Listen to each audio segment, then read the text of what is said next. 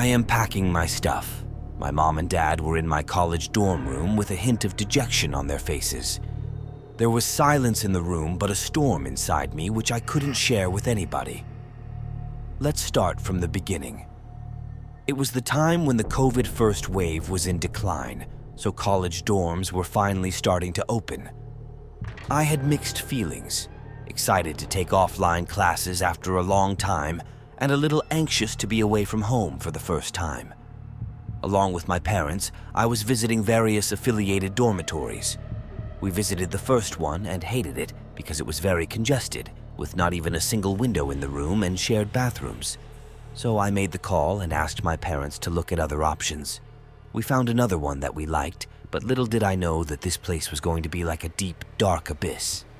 An abyss that, when you look into it, it feels like it's looking back at you. The first day went into settling my stuff, so it was normal, but the night held something else. I got a room at the far end of the floor, the last and most distant room on the second floor. I took it so that I could study with the least disturbances. So it was around 1 a.m. in the night.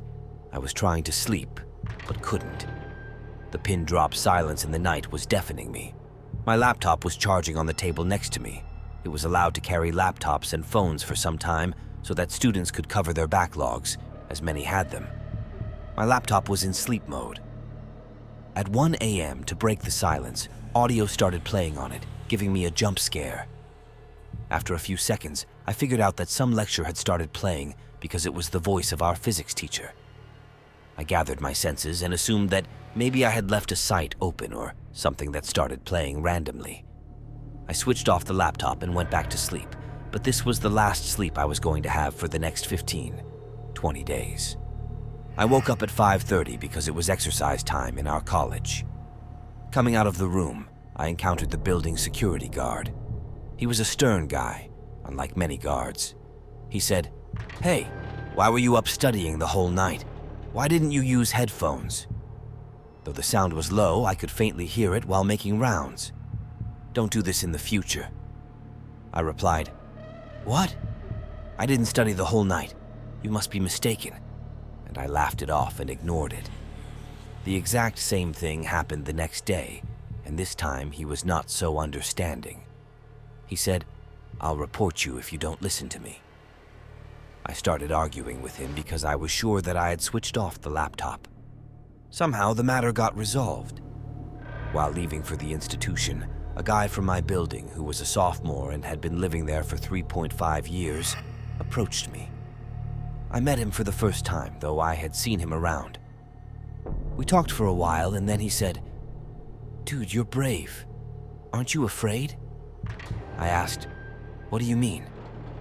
He said, "Don't you know what happened in your room?" I replied, "No."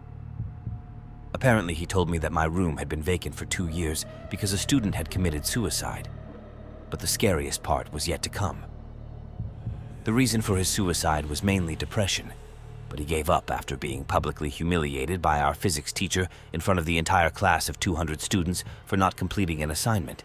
The teacher had a habit of checking. Now, I started panicking because the other night that physics teacher's lecture had randomly started playing, and the security guard was also complaining for the last 2 days.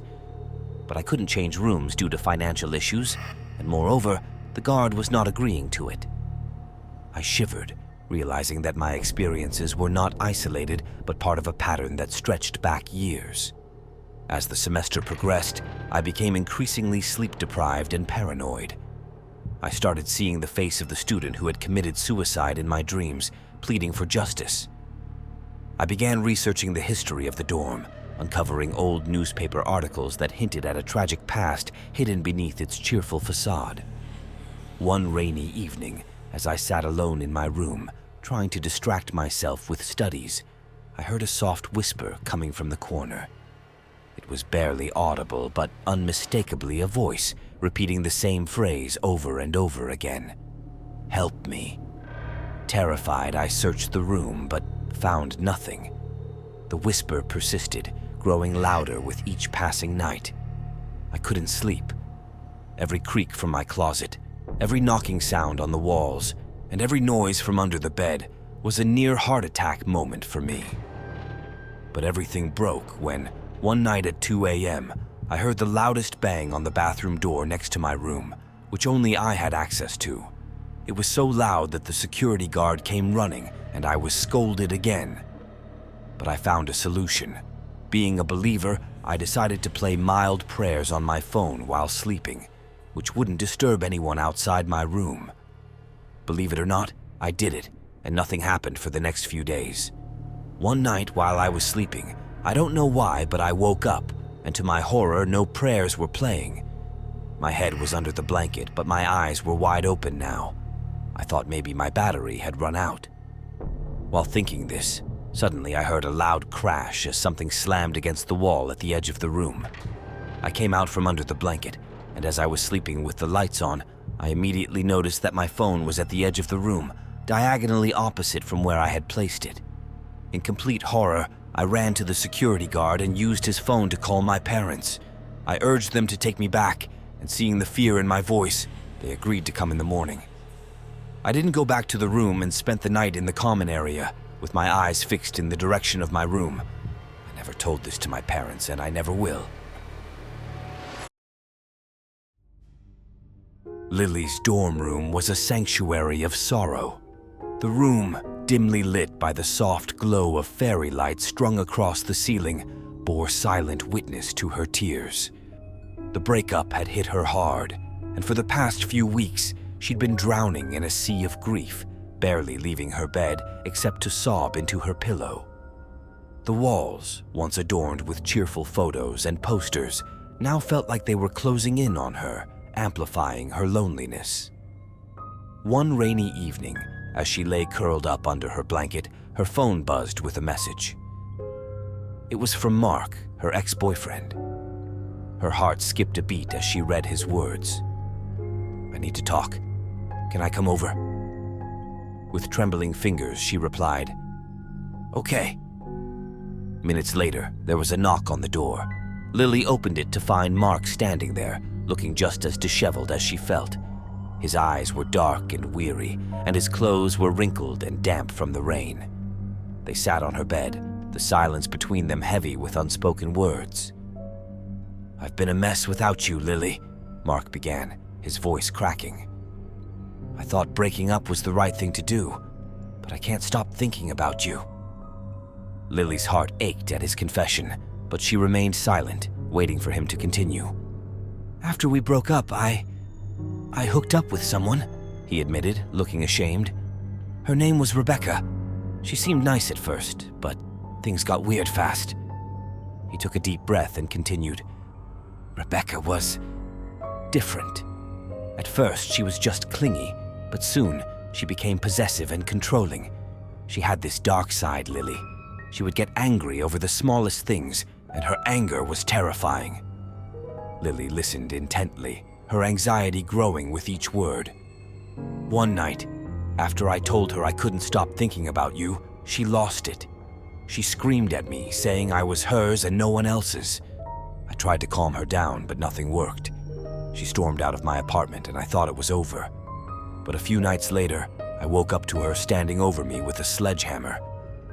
Lily gasped, her eyes wide with horror. Mark's voice shook as he recounted the harrowing experience. "She swung at me, Lily. I managed to dodge, but she grazed my head. I fought her off and called the police, but she disappeared before they arrived." As he spoke, Lily noticed something dark trickling down the side of his face.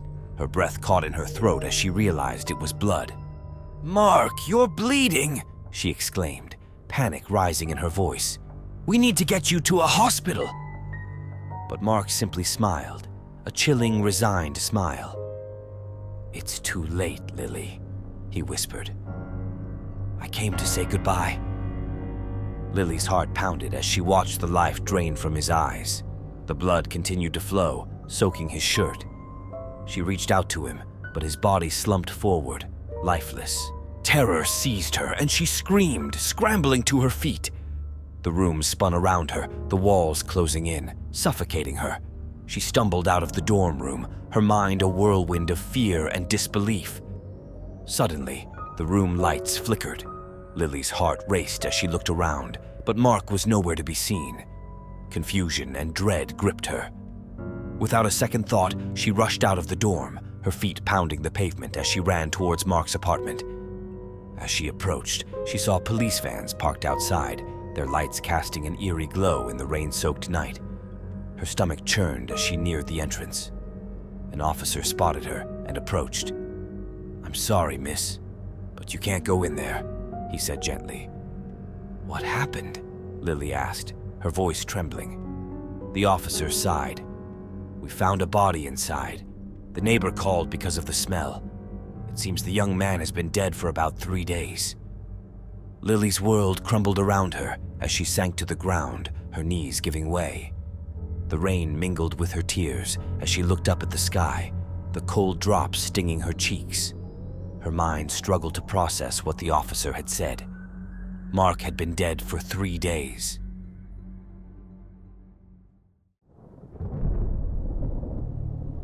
I've always considered myself a rational woman. Logic and reason guided my steps, especially when I started college. The campus, filled with bright minds and endless opportunities, became my home away from home. But the events of the past few months have shattered my understanding of reality, leaving me questioning everything I once held true. It all began with Emily, my roommate. At first glance, she seemed like any other college girl, focused, slightly quirky, and friendly enough. But there were things about her that didn't sit right with me. The most glaring oddity was her clothes. Every single piece of clothing she owned had a 5-pointed star embroidered somewhere. I thought it was just a peculiar fashion choice, but now I realize how naive I was. Emily had a strange habit of going out very late at night, often carrying a dark, heavy robe. She never offered any explanations, and I never had the courage to ask.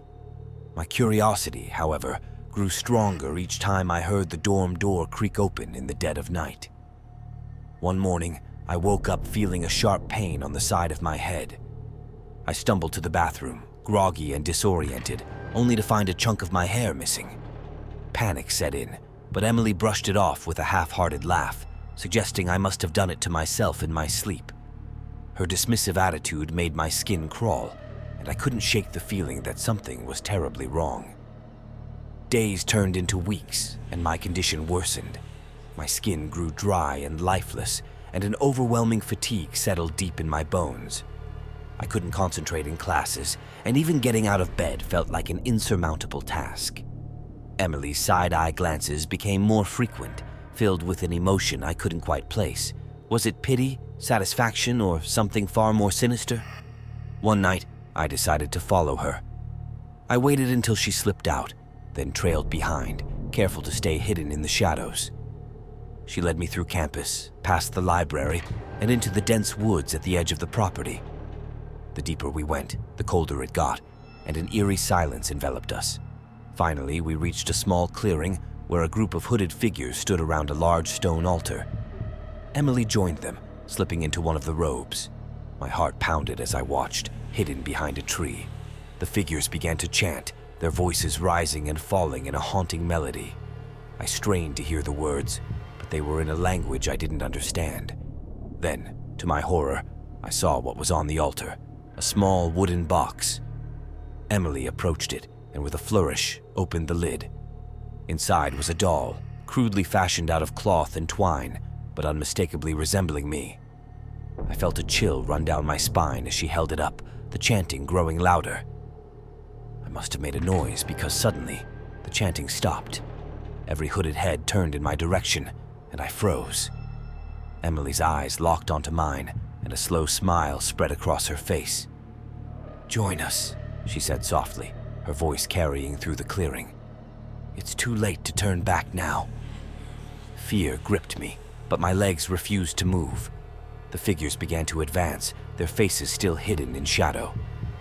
I stumbled backward, but there was no escape. They surrounded me, their cold hands gripping my arms and pulling me toward the altar. I struggled, but their grip was ironclad. Emily stepped forward, the doll still in her hand. "You were chosen," she said, her voice calm and reassuring. "It's an honor, really. The ritual requires a willing sacrifice. The last thing I remember was her raising the doll high above her head, the chanting resuming in a frenzied crescendo. Darkness closed in around me, and I felt my consciousness slip away. When I awoke, it was to the chilling sensation of cold earth beneath my back. I was in the middle of a dense forest, surrounded by a circle drawn in the dirt, marked with the same five-pointed star that adorned Emily's clothes. Hooded figures stood around me, their faces hidden in the shadows of their robes, chanting in a language that should have been foreign to me. Yet, to my horror, I understood every word. The chant spoke of ancient rituals, of sacrifices and dark powers. My mind screamed, but my body refused to move. As the chanting grew louder, I saw her, Emily, standing a few feet away, a twisted smile on her lips. Our eyes locked, and something inside me snapped. Instead of fear, a strange sense of acceptance washed over me. I smiled back.